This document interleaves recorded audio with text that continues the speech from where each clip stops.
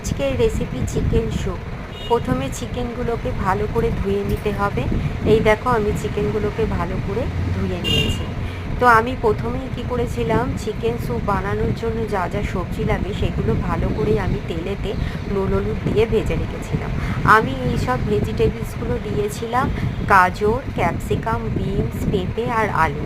ভালো করে লাল লাল করে ভেজে নিয়েছিলাম। এদিকে আমি ভাজার পরে ওই তেলেতেই পেঁয়াজ, আদা, রসুন, কাঁচা লঙ্কা, টমেটো দিয়ে ভালো করে কী করছিলাম, কষে নিচ্ছিলাম। দেখো কষার সময় আমি একটু নুন দিয়েছিলাম, হলুদ দিয়েছিলাম, ধনে গুঁড়ো, জিরে গুঁড়ো দিয়েছিলাম।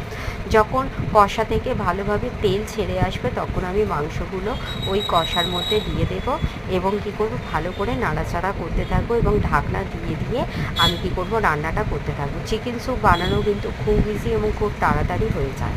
তো আমার ওই চিকেনগুলো ঢাকনা দিয়ে দিয়ে ভালোভাবে সিদ্ধ হয়ে গেছিলো। তারপর ভাজা যেসব ভেজিটেবলসগুলো রেখেছিলাম সেইগুলো একটু ভালো করে দিয়ে নাড়াচাড়া করে গরম জল দিয়ে ঢাকনা দিয়ে রেখে দিয়েছিলাম।